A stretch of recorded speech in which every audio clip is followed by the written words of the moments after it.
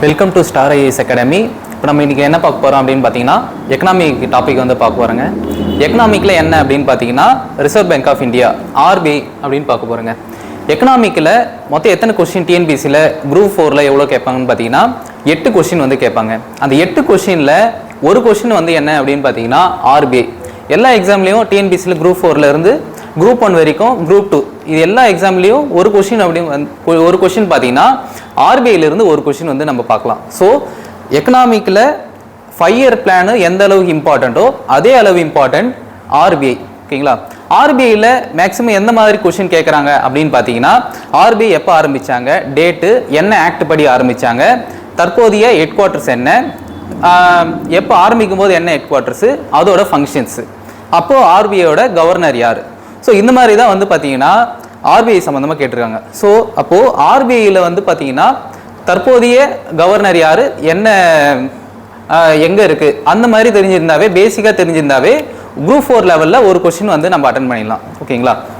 So இப்போது ஆர்பிஐனா என்ன அப்படின்னு நம்ம வந்து பார்க்கலாம். ஸோ ஆர்பிஐ அப்படின்னு என்னென்னா ஒரு ரிசர்வ் பேங்க் ஆஃப் இந்தியா, ஒரு இந்தியாவுக்கான ஒரு பேங்க்கு.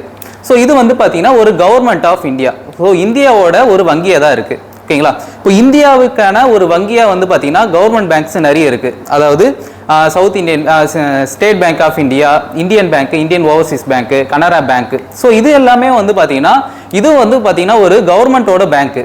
ஸோ இதுக்கும் ஆர்பிஐக்கும் வந்து பார்த்தீங்கன்னா என்ன டிஃப்ரென்ஸ் அப்படின்னு பார்த்தீங்கன்னா இது வந்து பார்த்தீங்கன்னா ஒரு நாட்டுக்கான ஒரு பேங்க்கு. ஸோ ஆர்பிஐ வந்து பார்த்தீங்கன்னா ஒரு நாட்டுக்கான ஒரு பேங்க், ஒரு நாட்டுக்கு ஒரு வங்கி அப்படின்னு பார்த்தீங்கன்னா இந்த ஆர்பிஐ தான். ஸோ இந்த பேங்க் தான் வந்து பார்த்தீங்கன்னா மற்ற வந்து பார்த்தீங்கன்னா இந்த ஸ்டேட் பேங்க் ஆஃப் இந்தியா, அப்புறம் இந்தியன் பேங்க்கு, Indian overseas bank, Canara bank எல்லா பேங்க்கையும் வந்து பார்த்தீங்கன்னா ஆர்கனைஸ் பண்ணுது, ரெகுலேட் பண்ணுது, ஸோ ஒழுங்குபடுத்துது. ஸோ ஒரு பேங்க் இந்தியாவில் உள்ள அனைத்து வங்கிகளுக்கும் தலைமையான வங்கி அப்படின்னு பார்த்தீங்கன்னா ஆர்பிஐ பேங்க் தான். ஓகேங்களா? ஸோ இன்னைக்கு ஆர்பிஐயும் வந்து பார்த்தீங்கன்னா ஒரு பேங்க் தான். ஒரு பேங்க்கோட ப்ராசஸ்னால் என்னங்க, அதாவது மக்கள்கிட்ட இருந்து காசு வந்து வாங்கிட்டு யாருக்கு வந்து காசு தேவையோ, காசு இருக்கிறவங்க கிட்ட காசு வாங்கிட்டு இல்லாதவங்ககிட்ட வந்து கடன் கொடுக்குது. இதுதான் வந்து பார்த்தீங்கன்னா ஒரு பேங்க்கோட வேலை. ஸோ அதே தான் வந்து பார்த்தீங்கன்னா என்ன பண்ணுதுன்னு பார்த்தீங்கன்னா ஆர்பிஐயும் வந்து பண்ணுது. ஓகேங்களா? ஸோ ஃபஸ்ட்டு பேங்க்ன்ற ப்ராசஸ் முதல்ல எப்படி ஆரம்பித்தாங்க அப்படின்னு பார்த்தீங்கன்னா ஒரு அந்த காலத்துலலாம் வந்து பார்த்தீங்கன்னா பொற்கொள்ளர்கள் வந்து பார்த்தீங்கன்னா நிறைய அளவில் வந்து பார்த்தீங்கன்னா காசு வந்து அவங்ககிட்ட இருந்துகிட்டே இருக்கும். ஸோ நிறைய அளவில் ஒருத்தர்கிட்ட காசு இருக்கும்போது வந்து பார்த்தீங்கன்னா அவங்ககிட்ட வந்து திருடர்களோட அட்டாக் வந்து இருந்துகிட்டே இருக்கும். ஸோ அதனால் வந்து என்னென்னு பண்ணாங்க பார்த்தீங்கன்னா அப்போதைய பொற்கொள்ளர்கள்லாம் வந்து பார்த்தீங்கன்னா அவங்களுக்குன்ட்டு ஒரு பிளேஸ் மாதிரி ஏற்படுத்திட்டு அதுக்கு வந்து பார்த்தீங்கன்னா அந்த இடத்துல வந்து அவங்களோட பொண்கள், அதாவது கோல்ட்ஸ்லாம் வந்து பார்த்தீங்கன்னா ஸ்டோர் பண்ண வச்சுருந்தாங்க. ஸோ அந்த ஒவ்வொரு எவ்வளோ கோல்டு ஸ்டோர் பண்ணுறாங்களோ அதுக்கு ஈக்குவலான ரசீது வந்து அப்போ கொடுப்பாங்க. ஸோ அப்போது இப்போ ஒருத்தர் வந்து பார்த்தீங்கன்னா 100 கேஜி வந்து ஒருத்தர் ஸ்டோர் பண்ணுறாருன்னா 100 கேஜி வந்து இந்த அளவுக்கு வந்து இவர் டெபாசிட் பண்ணியிருக்காரு. ஸோ 100 கேஜிக்கான ஒரு பில் வந்து தருவாங்க. ஸோ அப்போ இந்த ஒரு பில்லுக்கான வேல்யூ என்னன்னு பார்த்தீங்கன்னா 100 கேஜிக்கான கோல்டு எவ்வளோ ரேட்டு இருக்கோ அவ்வளோ ரேட்டுக்கான வேல்யூ தான் வந்து பார்த்தீங்கன்னா இந்த பில்லு. ஸோ அதுக்கப்புறம் வந்து பார்த்தீங்கன்னா இந்த இடத்துல டெபாசிட் பண்ணவே அந்த இடத்துல ஒரு சேஃபாக இருக்கும். எப்போ வந்து வேணுமோ அப்போ வந்து அவங்க வாங்கிட்டு இருந்தாங்க. ஸோ இது நாளாக வந்து பார்த்தீங்கன்னா எந்த பொற்கொள்ளர்களும் வந்து பார்த்தீங்கன்னா யாருமே வந்து பார்த்தீங்கன்னா திருப்பி அந்த டெபாசிட் பண்ண இடத்துல வரல.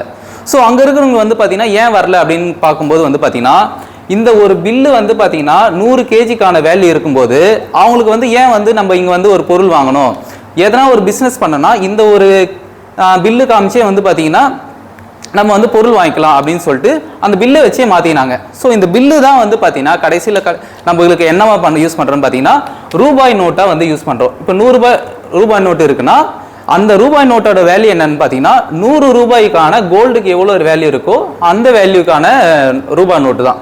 ஓகேங்களா? ஸோ இதன் அடிப்படையில் உருவானது தான் வந்து பார்த்தீங்கன்னா ரூபாய் நோட்டுகள். ஸோ ஓகேங்களா? அப்போ பேங்க் என்ற சிஸ்டம் முதல்ல உலகத்தில் எப்போ ஆரம்பித்தாங்க அப்படின்னு பார்த்தீங்கன்னா 1656 ரிக்ஸ் வங்கி என்ற பேங்க் வந்து முதல்ல ஆரம்பித்தாங்க. ஸோ எங்கே ஆரம்பித்தாங்க அப்படின்னு பார்த்தீங்கன்னா ஸ்வீடன் நாட்டில் ஆரம்பித்தாங்க. ஸோ ஒரு பேங்க்கு அப்படின்னு பார்த்தீங்கன்னா இந்த ஸ்வீடன் நாட்டில் இருக்கிற ரிக்ஸ் வங்கி வந்து பார்த்தீங்கன்னா அந்த நாட்டுக்கான ஒரு மைய வங்கியை ஆரம்பித்தாங்க. ஸோ ஒரு மைய வங்கினா என்னன்னு பார்த்தீங்கன்னா எல்லா பேங்க்கையும் வந்து அவங்க கண்ட்ரோல் இருக்கணும். அது இல்லாமல் முக்கியமான பணி என்னன்னா ஒரு ரூபாய் நோட்டை அச்சடிக்கின்ற பவர் வந்து யார்கிட்ட இருக்குன்னு பார்த்தீங்கன்னா அந்த சென்ட்ரல் பேங்க் கிட்ட தான் இருக்கும். ஓகேங்களா? அப்போ முதல்ல ஆரம்பிக்கும் போது வெறும் பேங்காக தான் ஆரம்பிச்சாங்க. ஆனால் அவங்க வந்து பார்த்தீங்கன்னா ரூபாய் நோட்டை அச்சடிக்கல, அதாவது கரன்சியை வந்து பிரிண்ட் பண்ணலை. ஸோ அப்போ என்ன கொஸ்டின்னா முதலில் பேங்க் உலகத்தில் ஆரம்பித்த முதல் மைய வங்கி அப்படின்னு பார்த்தீங்கன்னா ரிக்ஸ் வங்கி. இவங்க எப்போ ரூபாய் நோட்டை அச்சடிச்சாங்கன்னு பார்த்தீங்கன்னா 1897 தான் வந்து பார்த்தீங்கன்னா முதல்ல ரூபாய் நோட்டை அச்சடிச்சாங்க. ஆனால் பேங்க் ஆஃப் இங்கிலாந்து வங்கி என்னன்னு பார்த்தீங்கன்னா 1806 வந்து மைய வங்கி ஆரம்பிச்சு, அதாவது சென்ட்ரல் பேங்காக ஆரம்பிச்சு அந்த வருஷத்துலேயே வந்து பார்த்தீங்கன்னா கரன்சியை வந்து இஷ்யூ பண்ணிட்டாங்க. ஸோ அப்போ வந்து பார்த்தீங்கன்னா முதலில் ரூபாய் நோட்டை அச்சடித்த வங்கி அப்படின்னு கேட்டிங்கன்னா பேங்க் ஆஃப் இங்கிலாந்து. முதலில் ஆரம்பிக்கப்பட்ட முதல் மைய வங்கி என்னன்னு பார்த்தீங்கன்னா ரிக்ஸ் வங்கி. ஸோ இந்த 2 வங்கியை வந்து பார்த்தீங்கன்னா உலகத்தில் ஆரம்பிச்சிட்டாங்க. ஸோ ஒரு நாட்டுக்கான ஒரு வங்கியாக வந்து எது தன்னை அடையாளம் படுத்திச்சுன்னா வந்து பார்த்தீங்கன்னா இங்கிலாந்து வங்கி ஆரம்பிச்சிட்டாங்க. ஒரு நோட்டையும் அந்த நாட்டுக்கானது வந்து அச்சடிச்சாங்க. ஸோ இந்த 2 கண்ட்ரியும் வந்து பார்த்தீங்கன்னா பேங்க் வந்து ஆரம்பிக்கும் போது மற்ற நாடுகள்லாம் வந்து பார்க்குறாங்க. ஸோ இதுவும் ஒரு நல்ல ஐடியா இருக்குது. ஒரு நாட்டுக்கு வந்து எல்லாரும் வந்து நோட்டு அச்சடிக்காம ஒரு குறிப்பிட்ட அமைப்பு மட்டும் அச்சடித்து ஒரு நாட்டுக்கிட்டே கொடுக்கலாம். ஸோ இது வந்து ஒரு சேஃபாக இருக்கும். இதனால வந்து கள்ள நோட்டுகள்லாம் வந்து குறையும் அப்படின்னு சொல்லிட்டு மற்ற நாடுகள்லாம் பார்த்துட்டு இவங்க வந்து ஒரு அதாவது பன்னாட்டு மாநாடு வந்து ஆரம்பிக்கிறாங்க. ஸோ அந்த பன்னாட்டு மாநாடு எப்போ ஆரம்பிக்கிறாங்கன்னு பார்த்தீங்கன்னா 1920 ஆரம்பிக்கிறாங்க. ஸோ இந்த மாநாட்டுக்கு பேர் என்னன்னு பார்த்தீங்கன்னா பன்னாட்டு நிதிய மாநாடு, இன்டர்நேஷனல் ஃபினான்ஸ் கான்ஃபரன்ஸ். ஸோ இது எங்கே ஆரம்பிக்கிறாங்க அப்படின்னு பார்த்தீங்கன்னா பிரசல்ஸில் ஆரம்பிக்கிறாங்க. இந்த பிரசல்ஸ் மாநாட்டின் போது தான் ஒவ்வொரு நாட்டுக்கும் என்ன பண்ணுறாங்க பார்த்தீங்கன்னா ஒரு மைய வங்கி வேணும். ஸோ இப்போ நம்ம நாட்டுக்கு மைய வங்கி எதுன்னு பார்த்தீங்கன்னா RBI. ஸோ இந்த எந்த மாநாட்டின் அடிப்படையில் அது கொண்டு வந்தாங்கன்னு பார்த்தீங்கன்னா பிரசல்ஸ் மாநாட்டின் அடிப்படையில் கொண்டு வந்தாங்க. ஸோ இந்த மாநாட்டின் படி முதல்ல எந்த பேங்க் ஆரம்பிச்சாங்கன்னு பார்த்தீங்கன்னா சவுத் ஆப்பிரிக்கா வங்கி. எப்போ ஆரம்பிச்சாங்கன்னு பார்த்தீங்கன்னா 1921. அடுத்து என்ன பேங்க்னு பார்த்தீங்கன்னா சென்ட்ரல் பேங்க் ஆஃப் சைனா, அது 1928. அடுத்து என்னன்னு பார்த்தீங்கன்னா ரிசர்வ் பேங்க் ஆஃப் நியூசிலாந்து, இது 1934. Reserve bank of India 1935. அடுத்து reserve bank of Ceylon 1950. Bank of Israel இது 1954. ஸோ இந்த வங்கிகள்லாம் எதன் அடிப்படையில் உருவாக்குறாங்க? இந்த 5 வங்கியுமே வந்து பார்த்தீங்கன்னா அந்தந்த நாட்டுக்கான ஒரு சென்ட்ரல் பேங்க். ஸோ இந்த பேங்க் தான் வந்து பார்த்தீங்கன்னா அந்த நாட்டுக்கான எல்லா பேங்க்கையும் வந்து கண்ட்ரோல் பண்ணும், நோட்டு வந்து இஷ்யூ பண்ணும். ஓகேங்களா? ஸோ இது வந்து எதன் அடிப்படையில் கொண்டு வந்தாங்கன்னு பார்த்தீங்கன்னா பன்னாட்டு நிதிய மாநாடு, இதன் அடிப்படையில் தான் வந்து கொண்டு வந்தாங்க. ஓகேங்களா? ஸோ பேங்க்ன்றது வந்து பார்த்தீங்கன்னா 2 பேங்க் வந்து இருக்கு. ஒன்று சென்ட்ரல் பேங்க்கு, 2வது கமர்ஷியல் பேங்க். இந்த சென்ட்ரல் பேங்க்குக்கும் கமர்ஷியல் பேங்க்குக்கும் என்ன வித்தியாசம் அப்படின்னு பார்த்தீங்கன்னா சென்ட்ரல் பேங்க் வந்து பார்த்தீங்கன்னா ஒரு நாட்டுக்கான ஒரு வங்கியாக இருக்குது. 2வது வந்து பார்த்தீங்கன்னா அந்த வங்கி தான் வந்து பார்த்தீங்கன்னா பணத்தை வந்து கொடுக்கும். இப்போ நம்ம வந்து பார்த்தீங்கன்னா ரூபாய் நோட்டு இருக்குங்களா, இந்த நம்ம ரூபாய் நோட்டை யார் அச்சடிக்கிறாங்க பார்த்தீங்கன்னா ரிசர்வ் பேங்க் ஆஃப் இந்தியா தான். ஸோ என்னதான் வந்து state bank of India SBI வந்து பெரிய வங்கியாக இருந்தாலுமே அது வந்து பார்த்தீங்கன்னா ஒரு சென்ட்ரல் பேங்க் இல்லை. ஸோ அதனால வந்து அந்த பேங்க் வந்து ரூபாய் நோட்டை அச்சடிக்கிற பவர் இல்லை. ஓகேங்களா? ஸோ முதல் அப்போது RBI ஒரு மைய வங்கினா என்னன்னு பார்த்தீங்கன்னா அது வந்து பார்த்தீங்கன்னா ஒரு அரசு பணம் அது வந்து இருக்கணும். அதே மாதிரி பண அளிப்பு, பணத்தை வந்து வெளியிடுற அளிப்பு வந்து யார்கிட்ட இருக்குன்னு பார்த்தீங்கன்னா மைய வங்கி கிட்ட தான் இருக்கும். அதே மாதிரி வட்டி விகிதத்தை வந்து கண்ட்ரோல் பண்ணுற பவர் யார்கிட்ட இருக்குன்னா RBI கிட்ட தான் இருக்குது. இப்போ இந்த கொரோனா டைமில் தான் வந்து பார்த்தீங்கன்னா நம்மளுக்கு வட்டி விகிதத்தெலாம் குறைச்சாங்க. ஸோ அதெல்லாம் வந்து பார்த்தீங்கன்னா யார் கண்ட்ரோலில் இருக்குன்னு பார்த்தீங்கன்னா reserve bank of India control தான் இருக்குது. ஸோ ஒரு நாட்டில் வந்து பார்த்தீங்கன்னா பணவீக்கம், பணவாட்டம், ஸோ இந்த ஒரு நாட்டோட விலைவாசி ஏறிட்டே இருக்குது அப்படின்ற டைமில் வந்து பார்த்தீங்கன்னா வட்டி விகிதத்தை வந்து பார்த்தீங்கன்னா RBI வந்து உயர்த்துவாங்க. ஸோ ஒரு நாட்டில் வந்து பார்த்தீங்கன்னா விலை வந்து குறைஞ்சிட்டே வருது அப்படின்னா வட்டி விகிதத்தை RBI வந்து என்ன பண்ணுவாங்கன்னா கம்மி பண்ணிடுவாங்க. ஸோ வட்டி விகிதத்தை உயர்த்துதல் மற்றும் குறைத்தல் இதெல்லாம் யார் கண்ட்ரோலில் இருக்குன்னு பார்த்தீங்கன்னா reserve bank of India. So RBI ஒரு சென்ட்ரல் பேங்க் கிட்ட தான் கண்ட்ரோலில் தான் இருக்குது. 2வது என்ன வங்கின்னு பார்த்தீங்கன்னா வணிக வங்கி, அதாவது கமர்ஷியல் பேங்க். இப்போ நம்மளாம் வந்து பார்த்தீங்கன்னா டெபாசிட் பண்ணுறோம்ல, கஸ்டமர்லாம் அதாவது மக்கள் வந்து எந்தெந்த பேங்க்கெல்லாம் வந்து டெபாசிட் பண்ணுறாங்களோ அந்த பேங்க் எல்லாருமே வந்து பார்த்தீங்கன்னா ஒரு கமர்ஷியல் வங்கி தான், வணிக வங்கி தான். ஸோ இப்போது வணிக வங்கியோட டியூட்டி என்னன்னு பார்த்தீங்கன்னா அக்செப்டிங் த டெபாசிட், அதாவது நம்ம கிட்ட இருக்கிற காசு வந்து என்ன பண்ணுறோம் டெபாசிட்டாக வந்து செலுத்துறோம்ல. 2வது வந்து பார்த்தீங்கன்னா இல்லாதவங்க, இப்போ காசு இல்லாதவங்க கிட்ட வந்து பேங்க் கிட்ட போனால் அவங்க என்ன தருவாங்க, லெண்டிங் த லோன்ஸ், கடன்களை வழங்குவாங்க. அடுத்து என்ன அப்படின்னு பார்த்தீங்கன்னா கடன்களை உருவாக்குதல், அதாவது புதுசாக யாருக்குமே வேலை வாய்ப்பு இல்லை, இப்போ புதுசாக எதனா ஒரு தொழில் தொடங்குறாங்கன்னா அவங்க டைரெக்டாக யாருக்கிட்ட போவாங்க, பேங்க் கிட்ட தான் போவாங்க. அதுவும் எந்த பேங்க் கிட்ட? வணிக வங்கி கிட்ட தான் போவாங்க. ஸோ இப்போ புதுசாக வந்து ஒரு தொழில் தொடங்குறதுக்கோ இல்லை ஏதோ ஒரு அத்தியாவசிய பொருட்களுக்கோ ஒரு கடனை வந்து யார் தராங்கன்னு பார்த்தீங்கன்னா கமர்ஷியல் பேங்க் தான் தராங்க. ஸோ கடன்களை உருவாக்குதல் யாருடைய பணி அப்படின்றது ஒரு ப்ரீவியஸ் இயரில் கேட்ட கொஸ்டின்ஸு. இது வந்து பார்த்தீங்கன்னா வணிக வங்கியோட பணியாக இருக்குது. ஓகேங்களா? அப்போது வட்டி விகிதத்தை அதிகரித்தல் குறைத்தல்னா அது வந்து பார்த்தீங்கன்னா சென்ட்ரல் பேங்க்கு. கடன்களை உருவாக்குதல் கிரெடிட் கிரியேஷன் அப்படின்றது யார் கண்ட்ரோலில் இருக்குன்னு பார்த்தீங்கன்னா அது ஒரு மைய வங்கி கண்ட்ரோலில் தான் இருக்குது. ஓகேங்களா? ஸோ இது வந்து பார்த்தீங்கன்னா ஒரு மைய வங்கிக்கான டெஃபினேஷன்ஸ். ஸோ இந்தியாவில் என்ன வங்கிகளின் வரலாறு, so history of bank in India. So இது போய் இது பார்க்கலாம். ஓகேங்களா?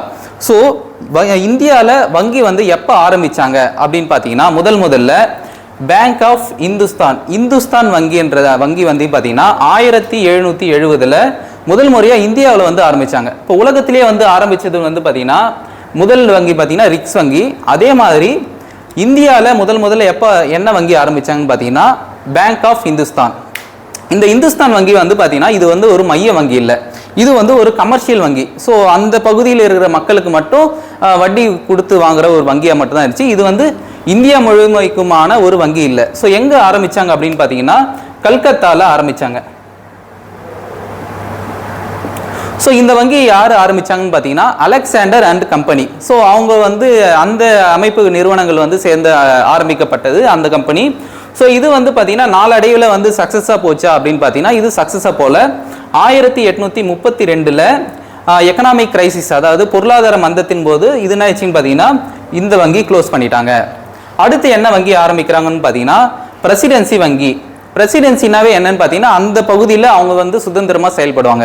ஸோ அந்த மாதிரி இந்தியாவில் எத்தனை பிரசிடென்சி இருந்ததுன்னு பார்த்தீங்கன்னா 3 பிரசிடென்சி இருந்தது. ஒன்று பார்த்தீங்கன்னா பெங்கால், பாம்பே, மட்ராஸ். இந்த 3 பகுதிகளுக்குமே வந்து பார்த்தீங்கன்னா ஒரு வங்கியை ஆரம்பிக்கலாம் அப்படின்னு சொல்லிட்டு ஒரு வங்கி ஆரம்பித்தாங்க.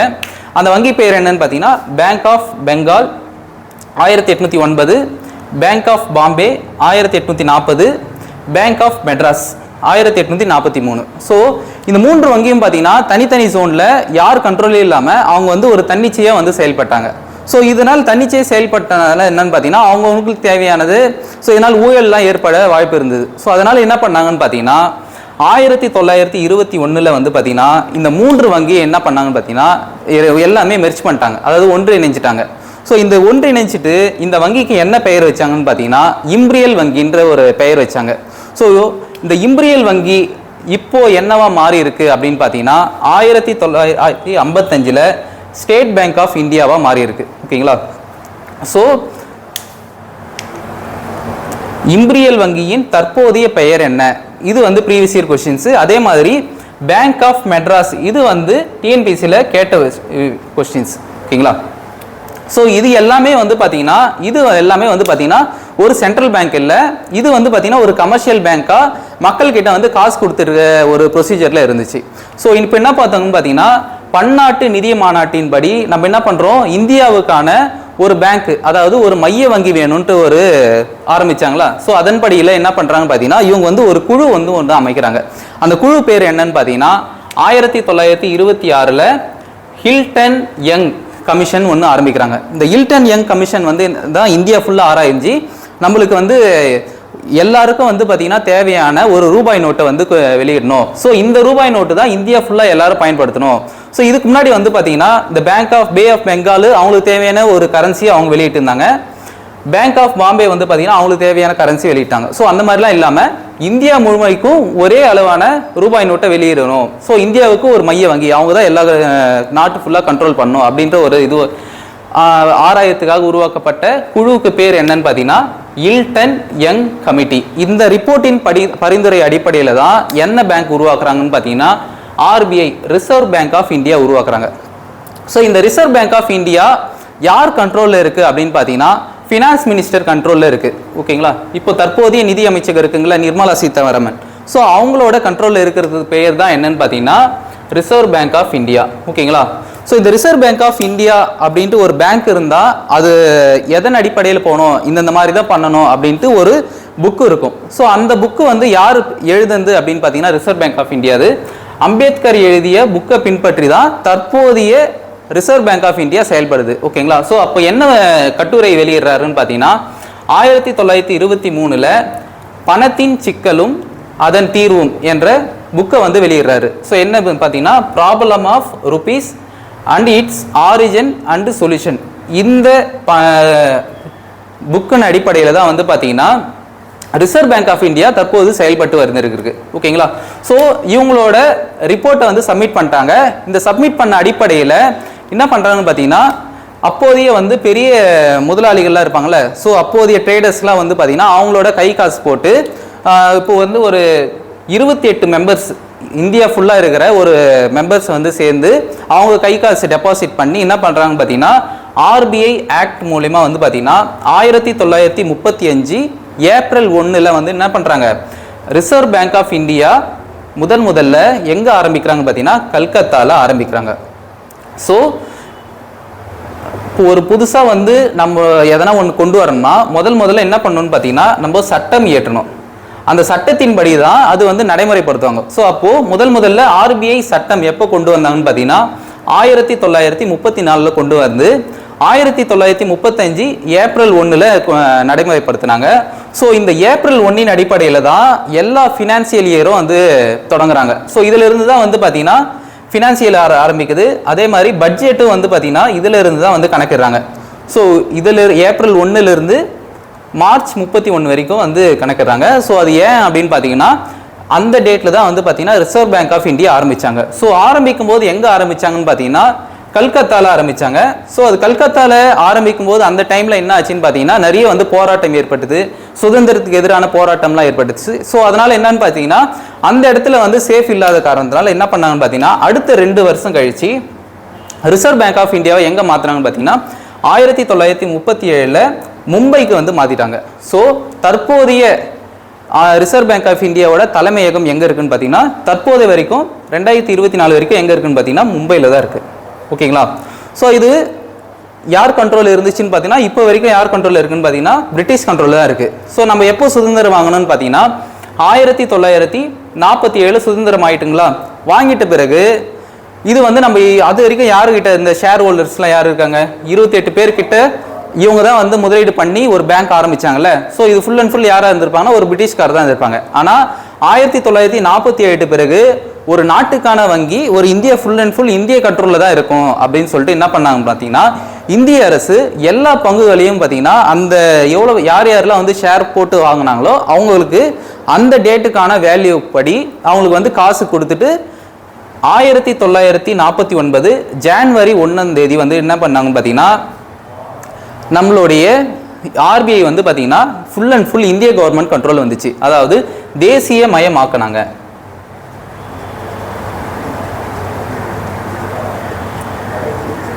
ஓகேங்களா?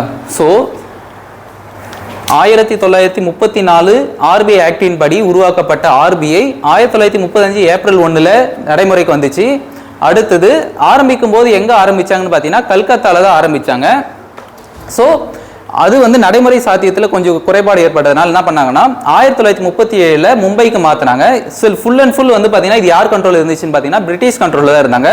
சுதந்திரம் வாங்கிட்ட பிறகு வந்து பார்த்தீங்கன்னா இந்த ஆர்பிஐ வந்து பார்த்தீங்கன்னா இந்திய கண்ட்ரோலில் வரணுன்றதுக்காக மொத்த ஷேர்ஸ் என்ன பண்ணாங்கன்னா இந்திய அரசே வாங்கிட்டு அது வந்து அவங்கக்கிட்ட வந்து ரிட்டர்ன் பண்ணிட்டாங்க. ஸோ அப்போது எந்த டேட்டில் வந்து தேசியமயமாக்குனாங்கன்னு பார்த்தீங்கன்னா 1949 ஜனவரி 1 தேசியமயமாக்கப்பட்டாங்க. ஓகேங்களா? ஸோ இந்த மற்ற ஒரு நிறுவனத்துக்கும் ஆர்பிஐக்கும் வந்து பார்த்தீங்கன்னா என்ன ஒரு ஸ்பெஷல் வந்து பார்த்தீங்கன்னா எதனாவது இப்போ வந்து பார்த்தீங்கன்னா நிதி ஆயோக்னு ஒன்று இருக்குன்னா அதோட தலைவராக யார் இருப்பாருன்னு பார்த்தீங்கன்னா அது ஒரு சேர்மேன் தான் இருப்பாங்க. இப்போ சேர்மேன் யாருன்னா பிரதமர் தான் இருப்பாங்க. ஸோ ஆனால் ரிசர்வ் பேங்க் ஆஃப் இந்தியாவுக்கு வந்து ஒரு தலைவர் யாருன்னு பார்த்தீங்கன்னா ஒரு கவர்னர். ஸோ நம்ம வந்து இதுக்கு வந்து சேர்மன் இல்லை டைரக்டர் இல்லை செக்ரட்டரியேட்னு நம்ம சொல்ல மாட்டோம். ஆர்பிஐக்கு வந்து யார் தலைவர்னு பார்த்தீங்கன்னா கவர்னர். ஸோ இந்த கவர்னர் தான் வந்து பார்த்தீங்கன்னா இவருக்கு வந்து இவர் சைன் போட்டு கொடுத்தா அந்த இப்போ ஒரு 10 ரூபாய்க்கு வந்து 10 ரூபாய் ஒரு நோட்டு போட்டு இவர் சைன் போட்டு கொடுத்தான்னா அது வந்து செல்லுபடி ஆகும். ஓகேங்களா? ஸோ அது யார் சைன் போட்டு கொடுக்குறாங்க அப்படின்னு பார்த்தீங்கன்னா ஒரு கவர்னர் தான் வந்து சைன் போட்டு கொடுக்குறாங்க. ஸோ முதல்ல 1934 ஆரம்பிக்கும் போது முதல் கவர்னராக இருந்தவர் யாருன்னு பார்த்தீங்கன்னா ஓஸ்போர்ன் ஸ்மித். ஓகேங்களா? இது வந்து ப்ரீவியஸ் இயர் கொஷின்ஸ். ஸோ இவர் வந்து பார்த்தீங்கன்னா ஒரு பிரிட்டிஷ் கவர்னராக இருந்தார். ஸோ முதல் இந்திய கவர்னர் யார் அப்படின்னு பார்த்தீங்கன்னா சிடி தேஷ்முக். தற்போதைய கவர்னர் அப்படின்னு யாருன்னு பார்த்தீங்கன்னா 25வது கவர்னர் சக்தி காந்ததாஸ். ஸோ இவர் இப்போ தற்போதைய வரைக்கும் யார் இருக்காருன்னு பார்த்தீங்கன்னா சக்தி காந்ததாஸ் தான் இருக்காரு. ஸோ இவரோட பதவி காலம் ஆரம்பிக்கும் போது எத்தனை வருஷம் வந்துன்னு பார்த்தீங்கன்னா டென்யூர் 5 இயர்ஸில் இருந்துச்சு. தற்போது எத்தனை வருஷமா அது குறைச்சிருக்காங்கன்னு பார்த்தீங்கன்னா 3 இயர்ஸாக குறைச்சிருக்காங்க. ஸோ தற்போதைய ஆர்பிஐ கவர்னரோட பதவி காலம் எத்தனைன்னு பார்த்தீங்கன்னா 3 ஆண்டுகள் தான் இருக்கு. ஓகேங்களா? ஸோ இப்போ ஆர்பிஐயோட நிர்வாகம் வந்து பார்க்கலாம். ஓகேங்களா? ஸோ ஃபர்ஸ்ட் வந்து பார்த்தீங்கன்னா இந்திய வங்கிகளின் நெறியாளராக செயல்படுகிறது. இப்போ நெறியாளர்னா என்னன்னு பார்த்தீங்கன்னா எல்லா பேங்க்குக்கும் வந்து பார்த்தீங்கன்னா ஏதாவது வந்து ஒரு சின்ன சின்ன தவறு எதுவும் ஏற்பட்டாலுமே அது யார் வந்து சரி பண்ணுவாங்க, இல்லை எப்படி வந்து பேங்க் வந்து திடீர்னு லாஸ் ஆயிடுச்சுனாலும் யார் வந்து டிப்ஸ் கொடுப்பாங்கன்னு வந்து பார்த்தீங்கன்னா ஆர்பிஐ தான் வந்து கொடுப்பாங்க. ஸோ அதுதான் வந்து பார்த்தீங்கன்னா அனைத்து இந்திய வங்கிகளும் ஒரு நெறியாளராக இருக்கிறது. அடுத்து என்னன்னு பார்த்தீங்கன்னா லெண்டர் ஆஃப் லாஸ்ட் ரெசார்ட், கடைசி நிலை கடன் ஈவோன். இப்போ எல்லா பேங்க்கும் வந்து பார்த்தீங்கன்னா ஒரே மாதிரி இருக்குது இல்லை. ஒரு பேங்க்ல வந்து பார்த்தீங்கன்னா அதிக அளவில் கஸ்டமர்ஸ் வருவாங்க, அதிக அளவு டெபாசிட் இருக்கும். ஒரு சில பேங்க் வந்து பார்த்தீங்கன்னா கஸ்டமரே வரமாட்டாங்க, அது ரொம்ப லாஸ்லேயே போயிட்டு இருக்கும். ஸோ இந்த மாதிரி டைம்ல என்ன பண்ணுன்னு பார்த்தீங்கன்னா இவங்க வந்து பார்த்தீங்கன்னா இப்போ ஒரு ஏதோ ஒரு பேங்க் ஒய் இந்த ஒரு பேங்க் வந்து பார்த்தீங்கன்னா மக்கள் யாருமே வந்து பார்த்தீங்கன்னா அதில் வந்து டெபாசிட்டே பண்ணல. ஸோ இதனால வந்து பார்த்தீங்கன்னா இந்த பேங்க் வந்து ரொம்ப டவுன் ஆயிடுச்சு. ஸோ இதனால வந்து என்ன பண்ணுவாங்க பார்த்தீங்கன்னா இவங்க வந்து மூடுறதுக்கே போவாங்க. ஸோ அந்த டைமில் என்ன பண்ணுவாங்கன்னா ஆர்பிஐ கடைசியாக வந்து பார்த்தீங்கன்னா இவங்களுக்கு வந்து ஒரு கடன் உதவி கொடுத்துட்டு நீங்கள் வந்து இந்த மாதிரி ரன் பண்ணுங்க, நாங்கள் வந்து கடன் தரோம் அப்படின்ட்டு கடைசியாக வந்து யார் கடன் கொடுக்கறது அப்படின்னு பார்த்தீங்கன்னா ஆர்பிஐ தான் கொடுப்பாங்க. ஸோ எந்த பேங்க்கும் லாஸ் ஆகாமல் அந்த பேங்க்கை வந்து ரன் பண்ணுறதுக்கான வழி கொடுக்கறது ஒரு அமைப்பு என்னன்னு பார்த்தீங்கன்னா ஆர்பிஐ தான். ஸோ அதனால் வந்து என்னன்னு பார்த்தீங்கன்னா கடைசி நிலை கடன் ஈவோன் என்ற அமைப்பு இருக்குங்க. ஸோ இந்த ஆர்பிஐ வந்து பார்த்தீங்கன்னா ஹெட் குவார்ட்டர்ஸ் எங்கே இருக்குன்னு பார்த்தீங்கன்னா மும்பையில் தற்போது இருக்குது. ஸோ இதோட பிரான்ச்சஸ் அதாவது ஜோன்ஸ் வந்து எத்தனையோ பிரிச்சிருக்காங்க பார்த்தீங்கன்னா 4 ஜோன்ஸ் இருக்குது. ஒன்று என்னன்னு பார்த்தீங்கன்னா சென்னையில் இருக்குது, 2வது மும்பை, 3வது கல்கத்தா, 4வது டெல்லி. ஓகேங்களா?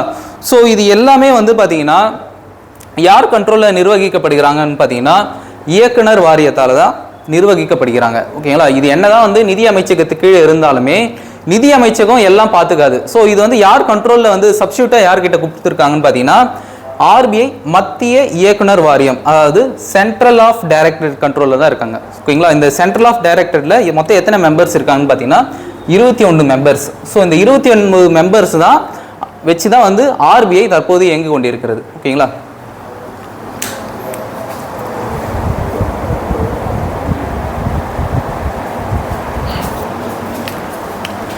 ஓகேங்களா? இப்போ நிர்வாகம் பார்த்தோம். இப்போ என்ன பார்க்க போறோம்னா ஆர்பிஐயோட பணிகள் வந்து பார்க்க போறோங்க. ஆர்பிஐயோட பணிகள் என்ன? நம்ம ஆல்ரெடி பார்க்கும்போது என்ன பார்த்தோம்னா ஆர்பிஐ வந்து பணத்தை அச்சடிக்கிறதான பிரதான மேஜரான பணியை வந்து பார்க்குதுங்களே. ஸோ அதை தவிர்த்து வேற என்னென்ன பணிகள் வந்து பார்க்குது அப்படின்னு பார்க்கலாம். ஓகேங்களா? ஃபர்ஸ்ட் வந்து பார்த்தீங்கன்னா பண அதிகார அமைப்பு, மேனிட்டரி அத்தாரிட்டி. இதில் என்ன பண்ணுவாங்கன்னு பார்த்தீங்கன்னா தற்போதைய வந்து பார்த்தீங்கன்னா நாட்டில் வந்து எந்த அளவுக்கு பணம் வந்து ரொட்டேஷனில் போயிட்டு இருக்கு. இப்போ வந்து பார்த்தீங்கன்னா ரூபாய் நோட்டு அச்சடிக்கிறாங்கல்ல. ஸோ அச்சடிக்கும் போது வந்து பார்த்தீங்கன்னா நம்மளுக்கே வந்து ஒரு சில டவுட்டாக இருக்கும். ஸோ நம்ம நாடு வந்து ரொம்ப வந்து இப்போ வந்து எல்லா நாட்டுக்கும் வந்து எல்லாருக்கும் போதிய அளவில் வருமானம் இல்லை. ஸோ நம்ம நாட்டே வந்து பார்த்தீங்கன்னா அதிக அளவில் பணம் அச்சடிச்சா நம்ம நாட்டுக்கிட்ட வருமானம் வந்து அதிகரிக்கும் அப்படின்னு நம்மளுக்கு எப்பவுமே ஓரளவு டவுட் வந்துட்டே இருக்கும். ஸோ அந்த மாதிரி வந்து அதிக அளவில் பணம் அச்சடிச்சுனே இருந்தாலும் வந்து பார்த்தீங்கன்னா என்ன டிராபேக் ஏறும்னு பார்த்தீங்கன்னா பொருளோட விலையை வந்து ஏறிடும். ஸோ இது எப்படி சொல்லலாம் வந்து பார்த்தீங்கன்னா எப்பவுமே வந்து பணத்தோட மதிப்பும்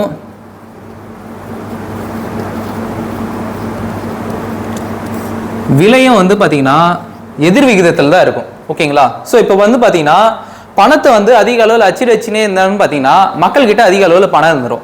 ஸோ ஒரு பொருளுக்கிட்ட மக்கள்கிட்ட அதிக அளவில் இருக்க வந்து பார்த்தீங்கன்னா பணத்தோட மதிப்பு என்ன ஆகிடும்னு பார்த்தீங்கன்னா பணத்தோட மதிப்பு குறைஞ்சிடும்.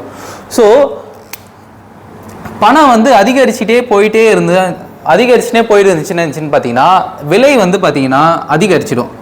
ஓகேங்களா? ஸோ பணம் வந்து நம்ம கிட்ட மதிப்பு பணம் வந்து அதிகரிச்சுட்டே போயிட்டே இருந்துச்சுன்னா வந்து பார்த்தீங்கன்னா விலையும் வந்து என்ன ஆயிடுங்க, பணத்தோட மதிப்பு வந்து குறைஞ்சிடும். ஸோ அதனால என்ன ஆயிடுங்கன்னா விலை வந்து இன்க்ரீஸ் ஆகிடும். ஸோ மதிப்பு குறைஞ்சிடுச்சு, அதனால வந்து என்ன ஆயிடுங்கன்னா விலை வந்து இன்க்ரீஸ் ஆயிடுச்சு. ஸோ இப்போ விலை வந்து பொருளோட விலை இன்க்ரீஸ் ஆயிடுச்சுன்னா யார் இதனால் பாதிப்படைவாங்கன்னு பார்த்தீங்கன்னா சாமானிய மனிதர்கள் தான் பாதிப்படைப்பாங்க. ஸோ பணத்தை வந்து அதிக அளவில் இருக்கிறது அப்படின்ட்டு வந்தீங்கன்னு பார்த்தீங்கன்னா பணத்தை வந்து அளவு வந்து பார்த்தீங்கன்னா ஒவ்வொரு வருஷத்தும் வந்து பார்த்தீங்கன்னா கவர்மெண்ட் வந்து பார்த்துட்டே இருக்கும். ஸோ மக்கள்கிட்ட பணம் வந்து அதிக அளவில் இருக்குது. ஸோ இதனால் வந்து விலை வந்து பார்த்தீங்கன்னா ஏற்றம் அதிகரிக்கு. இப்போ தக்காளி ரேட்லாம் ஏறுது. ஸோ இதனால் பார்த்தீங்கன்னா பணம் வந்து பார்த்தீங்கன்னா மக்கள்கிட்ட அதிக அளவில் இருந்துகிட்டே இருக்குது. ஸோ இது என்ன பண்ணுவாங்கன்னு பார்த்தீங்கன்னா வட்டி விகிதம் மூலமா மக்கள் கிட்ட இருக்க எக்ஸ்ட்ரா எந்தெந்த பணம்லாம் இருக்கோ அதெல்லாம் வந்து பார்த்தீங்கன்னா வட்டி விகிதத்தின் மூலமா பேங்க் வந்து எடுத்துக்கிட்டோம். ஸோ இதனால் வந்து பார்த்தீங்கன்னா அதிக அளவில் எந்தெந்த பணம்லாம் எக்ஸஸாக இருக்கோ அந்த அளவு பணம்லாம் போயிடுறதுனால வந்து பார்த்தீங்கன்னா பணத்தோட மதிப்பு என்ன ஆயிடுச்சுன்னு பார்த்தீங்கன்னா இன்க்ரீஸ் ஆயிடுச்சு. ஸோ பணம் வந்து மக்கள்கிட்ட அதிக அளவில் இருந்தபோது பணத்துக்கிட்ட மதிப்பு இல்லை. ஸோ அதனால் வந்து பார்த்தீங்கன்னா விலை வந்து ஏறிச்சு. ஸோ இப்போது மக்கள்கிட்ட இருந்து பணம் வந்து வட்டி விகிதத்து மூலயமா வாங்கிட்டோம். ஸோ இப்போ வந்து என்னன்னு பார்த்தீங்கன்னா மக்கள்கிட்ட பணம் வந்து கரெக்டாக இருக்குது. ஸோ பணத்துக்கு ஒரு மதிப்பு இருக்குது. ஸோ பணத்துக்கு மதிப்பு இருக்கும்போது வந்து பார்த்தீங்கன்னா விலை வந்து என்ன இருக்குன்னு பார்த்தீங்கன்னா விலை வந்து குறையும். ஸோ எப்பவுமே பணத்தோட மதிப்பும் விலையோட வேல்யூவும் என்னன்னு பார்த்தீங்கன்னா எதிர் விகிதத்தில் இருக்கும். ஸோ அதனால தான் எப்பவும் பார்த்தீங்கன்னா நம்ம பணத்தை அதிக அளவில் அச்சடிச்சிக்க மாட்டோம். ஓகேங்களா? ஸோ பணவீக்கத்தை தவிர்க்கிறதுக்கு என்ன பண்ணணும்னு பார்த்தீங்கன்னா வட்டி விகிதத்தை அதிகரிக்கும். பண வாட்டம், அதாவது மக்கள்கிட்ட காசே இல்லாத போது என்ன பண்ணணும்னு பார்த்தீங்கன்னா வட்டி விகிதத்தை குறைக்கும். ஓகேங்களா? ஸோ இதனால தான் வந்து பார்த்தீங்கன்னா இந்த பணத்தோட அதிகார அமைப்பு யார்கிட்ட இருக்குன்னு பார்த்தீங்கன்னா ஆர்பிஐ கிட்ட தான் இருக்குது. ரெண்டாவது என்னன்னு பார்த்தீங்கன்னா காகித பணத்தை வெளியிடுதல், இஷ்யூயிங் ஆஃப் கரன்சி. அதாவது நம்ம ஆல்ரெடி பார்த்தோம் ஆர்பிஐ தான் வந்து பார்த்தீங்கன்னா இந்தியா முழுமைக்கும் வந்து பார்த்தீங்கன்னா பணத்தை வந்து அச்சடிக்கிறாங்க. ஸோ நம்மளுக்கு எந்தெந்த மாதிரி வந்து பணத்தை வந்து நம்ம நேரடியாக பார்க்குறோம் அப்படின்னு பார்த்தீங்கன்னா ஃபர்ஸ்ட் வந்து பார்த்தீங்கன்னா காயின் மூலிமா வந்து பணம் பார்க்குறோம். ரெண்டாவது நோட்ஸ், இது மூலிமா தான் தற்போது வரைக்கும் நான் வந்து கையில் தொட்டு பார்க்கறது. ஓகேங்களா? ஸோ இந்த ரெண்டுமே வந்து பார்த்தீங்கன்னா ஆர்பிஐ வந்து அச்சடிக்குதான்னு பார்த்தீங்கன்னா இது ரெண்டுமே வந்து பார்த்தீங்கன்னா ஆர்பிஐ அச்சடிக்கலை. இதில் ஒன்று மட்டும் தான் ஆர்பிஐ அச்சடிக்குது. இந்த காயின்ஸ்லாம் வந்து பார்த்தீங்கன்னா யார்கிட்ட கண்ட்ரோலில் இருக்குன்னு பார்த்தீங்கன்னா நிதி அமைச்சகத்துக்கிட்ட தான் இருக்குது. ஓகேங்களா? தற்போதைய நிதி அமைச்சு இப்போ நம்ம யூஸ் பண்ணுற ₹1, ₹2, ₹5, ₹10 காயின், ₹20 காயின் இதெல்லாம் யார் வந்து பிரிண்ட் பண்ணுறாங்கன்னு வந்து பார்த்தீங்கன்னா நிதி அமைச்சகம், ஃபினான்ஸ் மினிஸ்டர் தான் வந்து பார்த்தீங்கன்னா பிரிண்ட் பண்ணுறாங்க. ஸோ அப்போ ஆர்பிஐ என்ன தான் பிரிண்ட் பண்ணுது அப்படின்னு பார்த்தீங்கன்னா ₹10, ₹20, ₹50, ₹100, ₹200, ₹500. ஸோ இது எல்லாமே யார் கண்ட்ரோலில் இருக்குன்னு பார்த்தீங்கன்னா இது எல்லாம் தான் ஆர்பிஐ கண்ட்ரோலில் இருக்குது. ஸோ இப்போ நம்ம ₹1 நோட்லாம் வந்து அப்போல்லாம் பார்த்துருப்போம். ஸோ அந்த ₹1 நோட்டுமே வந்து பார்த்தீங்கன்னா அது ஒரு பேப்பர் தானே. ஸோ இந்த நோட்ஸ்லாம் வந்து ஆர்பிஐ தான் அச்சடிக்குமா அப்படின்ட்டு பார்த்தீங்கன்னா அந்த ₹1 நோட்லாம் யார் கண்ட்ரோலில் இருக்குன்னு பார்த்தீங்கன்னா இதுவும் பார்த்தீங்கன்னா ஃபினான்ஸ் மினிஸ்டர் கண்ட்ரோல் தான் இருக்குது.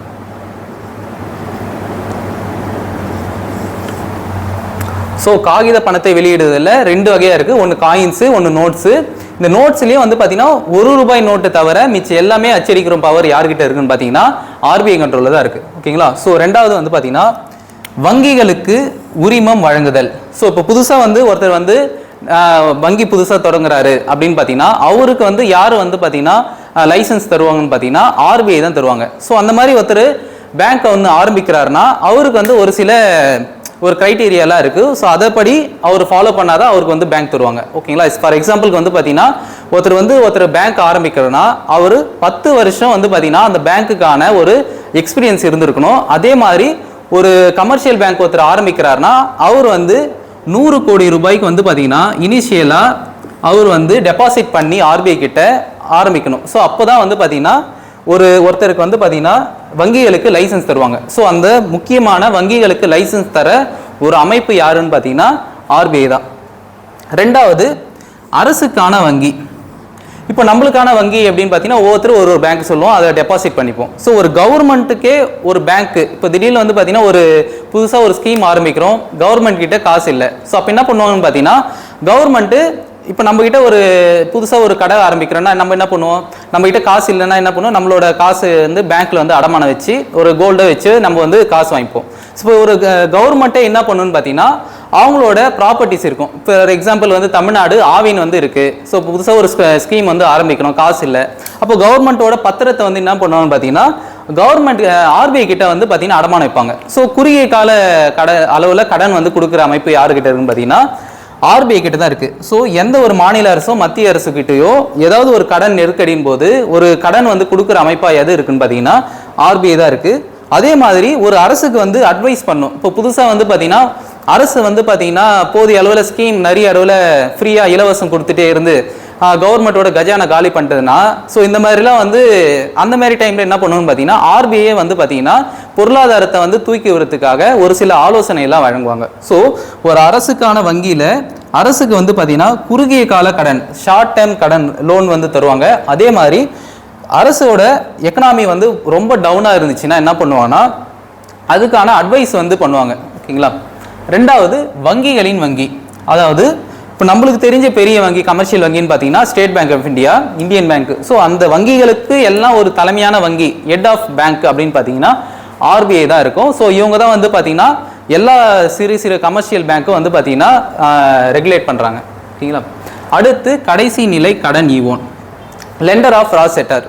ஸோ எல்லா பேங்க்கும் வந்து பார்த்தீங்கன்னா ப்ராஃபிட்டாக போவோன்ட்டு சொல்ல முடியாது. ஒரு சில பேங்க் வந்து பார்த்தீங்கன்னா லாஸில் தான் போகும். ஸோ அந்த மாதிரி டைமில் லாஸில் இருக்கும்போது வந்து பார்த்தீங்கன்னா ஒரு பேங்க் வந்து அந்த லாஸ் வந்து போகிறதுக்காக என்ன பார்த்தீங்கன்னா மற்ற பேங்க் கிட்ட இப்போ வந்து பார்த்தீங்கன்னா ஒரு பேங்க் வந்து லாஸாக போயிட்டு அந்த கடன் அந்த லாஸை குறைக்கிறதுக்காக என்ன பண்ணுவாங்கன்னு பார்த்தீங்கன்னா மற்ற பேங்க் கிட்ட கமர்ஷியல் பேங்க் கிட்ட வந்து காசு கேட்பாங்க. ஸோ அவங்களும் தராத பட்சத்தில் கடைசியாக வந்து அவங்களுக்கு என்னதான் ஒரு வாய்ப்பு இருக்குன்னு பார்த்தீங்கன்னா ஆர்பிஐ தான் இருக்குது. ஸோ என்ன பண்ணுவாங்கன்னு பார்த்தீங்கன்னா இந்த காசு வந்து யாரோடைய காசுன்னு பார்த்தீங்கன்னா அவங்களோட காசு தான். எல்லா பேங்க்கும் வந்து பார்த்தீங்கன்னா எஸ்எல்ஆர் அப்படின்ற ஒரு ரேஷியோ வந்து ஃபாலோ பண்ணிகிட்டே இருப்பாங்க. எஸ்எல்ஆர் என்ன அப்படின்னு பார்த்தீங்கன்னா ஸ்டாச்சுட்டரி லிக்விட் ரேஷியோ, அதாவது சட்டப்பூர்வமான பணப்புழக்கம் சொல்லுவாங்க. ஸோ ஒவ்வொரு பேங்க்கும் வந்து பார்த்தீங்கன்னா ஒரு 100 கோடி ரூபாய், ஸோ 1 கோடி ரூபாய் வந்து இன்னைக்கு டெபாசிட் ஆச்சுன்னா அதில் 18% வந்து என்ன பண்ணுவாங்கன்னு பார்த்தீங்கன்னா பேங்க்கில் வந்து இவங்க டெபாசிட் பண்ணிடுவாங்க. ஸோ இப்போது 1 மந்த்தில் வந்து 1 கோடி ரூபாய் வந்து டெபாசிட் பண்ணியிருக்காங்கன்னா அதில் 18%, அதாவது 18 லட்சம் வந்து என்ன பண்ணுவாங்கன்னு பார்த்தீங்கன்னா இந்த ஆர்பிஐயோட அக்கௌண்ட்டில் இந்த பேங்க்குக்கான எஸ்எல்ஆராக பதிவாயிடும். ஸோ திடீர்னு வந்து பார்த்தீங்கன்னா அப்போ வந்து இவங்களோட கண்ட்ரோலில் எவ்வளோ இருக்குன்னு பார்த்தீங்கன்னா வெறும் 82% மட்டும்தான் இவங்க வச்சுட்டு இருப்பாங்க. ஸோ திடீர்னு பேங்க் வந்து லாஸ் ஆயிடுச்சு அப்படின்ற போது இவங்க கொடுத்த இந்த எஸ்எல்ஆரில் படி 18% மதிப்பு என்ன பண்ணுவாங்கன்னா அப்போ தான் ரிலீஸ் பண்ணுவாங்க. ஸோ அது வரைக்கும் வந்து பார்த்தீங்கன்னா இவங்க ரிலீஸே பண்ண மாட்டாங்க. ஸோ அப்போ வந்து பார்த்தீங்கன்னா பேங்க் வந்து கடைசியாக நிதி நெருக்கடியின் போது என்ன பண்ணணும்னு பார்த்தீங்கன்னா அந்த பேங்க்குக்கு கடைசியாக வந்து கடன் கொடுக்கக்கூடிய அமைப்பு யாருன்னு பார்த்தீங்கன்னா ரிசர்வ் பேங்க் ஆஃப் இந்தியா தான். அடுத்து என்னன்னு பார்த்தீங்கன்னா அந்நிய செலவாணி பாதுகாவலன், கஸ்டடியன் ஆஃப் ஃபாரெக்ஸ். அப்போது வெளிநாட்டிலிருந்து நம்ம வந்து பார்த்தீங்கன்னா பிஸ்னஸ் பண்ணுவோம்னு பார்த்தீங்கன்னா நம்ம வந்து டாலரில் பண்ணுவோம், இந்தியாவிலேருந்து நம்ம பண்ணுவோம்னு பார்த்தீங்கன்னா ருபீஸில் பண்ணுவோம். ஸோ வெளிநாட்டிலிருந்து ஒருத்தர் யாரோ வந்து இப்போ நம்ம வீட்டில் ஒரு ஃபேமிலியில் ஒருத்தர் அமெரிக்காவில் ஒர்க் பண்ணுறாருன்னா அவர் அங்கேருந்து என்ன எதில் அனுப்புவாருன்னு பார்த்தீங்கன்னா டாலரில் தான் அனுப்புவார். ஸோ அந்த டாலர் வந்து ஆர்பிஐ வச்சுட்டு அந்த டாலருக்கு ஈக்குவலான ருபீஸை தான் வந்து பார்த்தீங்கன்னா நம்ம இந்திய அரசு நம்ம அக்கௌண்ட்டில் போட்டுரும். அதே மாதிரி வெளிநாட்டிலிருந்து எந்த நிறுவனங்களும் முதலீடு பண்ணாலுமே அது என்னதில் வரும்னு பார்த்தீங்கன்னா டாலரில் தான் வரும். ஸோ அந்த டாலரை வந்து பார்த்தீங்கன்னா யார் வந்து ஸ்டோர் பண்ணி வைக்கிறது பாதுகாக்கிறது அப்படின்னு பார்த்தீங்கன்னா ஆர்பிஐ தான். ஓகேங்களா.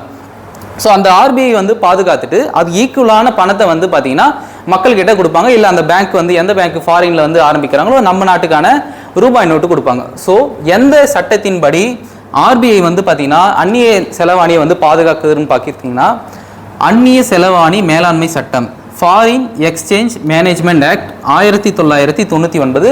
இது வந்து ப்ரீவியஸ் இயரில் கேட்ட கொஸ்டின்ஸ். ஓகேங்களா. ஸோ இதன் அடிப்படையில் தான் ஆர்பிஐ வந்து பார்த்தீங்கன்னா வெளிநாட்டு அதாவது அந்நிய செலவாணியை வந்து பாதுகாக்கிறது. அடுத்து என்னன்னு பார்த்தீங்கன்னா அரசின் கடன் பத்திரங்களை நிர்வகித்தல். இப்போ தான் வந்து பார்த்தோம் அரசு வந்து டவுன் ஆயிடுச்சுன்னா என்ன பண்ணுவோன்னு பார்த்தீங்கன்னா அரசுக்கான பத்திரத்தை வந்து அவங்க கிட்ட வச்சுப்பாங்க. ஸோ திருப்பி செலுத்துற வரைக்கும் அந்த பத்திரத்தை யார்கிட்ட இருக்குன்னு பார்த்தீங்கன்னா ஆர்பிஐ கிட்ட தான் இருக்கும். ஓகேங்களா. ரெண்டாவது செலுத்துதல் மற்றும் தீர்வு செய்வதில் நெறியாளராக இருக்கிறது. இப்போ செலுத்துதல் மற்றும் தீர்வு செய்வதில் நெறியாளர் அப்படின்னா என்னன்னு பார்த்தீங்கன்னா இப்போ வந்து பார்த்தீங்கன்னா நம்ம லேட்டஸ்ட்டாக என்ன பேங்க் யூஸ் பண்ணுறோம், என்ன மாதிரியான கரன்சி யூஸ் பண்ணுறோம் பார்த்தீங்கன்னா டிஜிட்டல் கரன்சி யூஸ் பண்ணுறோம். இப்போ டிஜிட்டல் கரன்சி யூஸ் பண்ணும்போது வந்து பார்த்தீங்கன்னா நம்ம ஒருத்தருக்கு காசு வந்து அனுப்புகிறோம், அவங்களுக்கு சென்ட் ஆகுது. இந்த இடைப்பட்ட கேப்பில் வந்து பார்த்தீங்கன்னா ஒரு டெக்னாலஜி வந்து பாஸ் ஆகுது. ஸோ இதில் வந்து பார்த்தீங்கன்னா எதனா ஒரு சர்வர் எரர் இல்லை யாருன்னா வந்து ஹேக் பண்ணாங்களோ அதுக்கு வந்து யார் வந்து தீர்வு செய்கிறாங்க நெறியாளராக இருக்காங்கன்னு பார்த்தீங்கன்னா ஒரு ஆர்பிஐ தான் நெறியாளராக இருக்காங்க. ஸோ ஒரு செலுத்துகிறோம், அதில் ஏதாவது ஒரு நம்மளுக்கு வந்து எரரோ இல்லை வந்து சர்வர் பிஸியோ வந்துச்சுனாலோ, இப்போ வந்து காசு டிடெக்ட் ஆச்சோ, அந்த மாதிரி டைமில் யார் வந்து தீர்வு செய்கிறாங்கன்னு பார்த்தீங்கன்னா ஆர்பிஐ தான் வந்து தீர்வு செய்கிறாங்க. இது எந்த சட்டத்தின்படி தீர்வு செய்கிறாங்கன்னு பார்த்தீங்கன்னா the payment of settlement system act, இந்த சட்டத்தின்படி தான் வந்து தீர்வு செய்கிறாங்க. அடுத்து என்னன்னு பார்த்தீங்கன்னா பணவியல் தகவல்களை வெளியிடுதல். ஸோ ஒவ்வொரு வருஷமும் வந்து பார்த்தீங்கன்னா காலாண்டுக்கு எவ்வளோ டைம் வந்து எவ்வளோ கரன்சி வந்து போயிட்டு இருக்குது, ஸோ மக்கள்கிட்ட அதிக அளவில் பணம் இருக்கா, பணம் இல்லையா, எவ்வளோ பணம் மக்கள்கிட்ட இருக்குது, இருப்பு பேங்க்கில் எவ்வளோ இருக்குது, ஸோ இது எல்லாமே வந்து யார் வெளியிட்டே இருப்பாங்க காலாண்டுக்கு ஒரு முறை வந்து பார்த்தீங்கன்னா ஆர்பிஐ தான் வெளியிடுவாங்க. ஸோ பணத்தின் பற்றிய தகவல்களை நாட்டில் வந்து பணம் எந்த அளவில் இருக்குது அப்படின்றது சொல்கிறது வந்து பார்த்தீங்கன்னா ஆர்பிஐ தான். ரெண்டாவது வந்து பார்த்தீங்கன்னா வங்கி குறைப்பாய திட்டம் 1995, பேங்கிங் ஆம்புட்ஸ்மேன் ஸ்கீம் 1995. ஸோ எல்லா பேங்க்கும் வந்து பார்த்தீங்கன்னா கஸ்டமர் வந்து எப்பவுமே வந்து கரெக்டாக வந்து கேர் பண்ணியிருப்பாங்கன்னு சொல்ல முடியாது. திடீர்னு வந்து பார்த்தீங்கன்னா ஒரு சில பேங்க் வந்து பார்த்தீங்கன்னா கஸ்டமரை வந்து மிஸ்யூஸ் பண்ணுவாங்க. ஸோ அந்த மாதிரி டைமில் நம்மலாம் வந்து பார்த்தீங்கன்னா யாருக்கிட்ட போய் கம்ப்ளைண்ட் பண்ணணும், ஏன்னா கோர்ட்டுக்கு போகணுமா அப்படின்னு பார்த்தீங்கன்னா கோர்ட்டுக்கெல்லாம் போக தேவையில்லை. ஸோ வங்கிகளின் குறை தீர்ப்பாயமாக யார் செயல்படுதுன்னு பார்த்தீங்கன்னா ஆர்பிஐ செயல்படுது. ஸோ ஏதாவது ஒரு பேங்க் வந்து உங்களுக்கு வந்து சரியாக கவனிக்கலைன்னா ஸோ நம்ம யாருக்கிட்ட கம்ப்ளைண்ட் பண்ணலான்னு பார்த்தீங்கன்னா ஆர்பிஐ கிட்ட வந்து கம்ப்ளைண்ட் பண்ணிக்கலாம். ஓகேங்களா?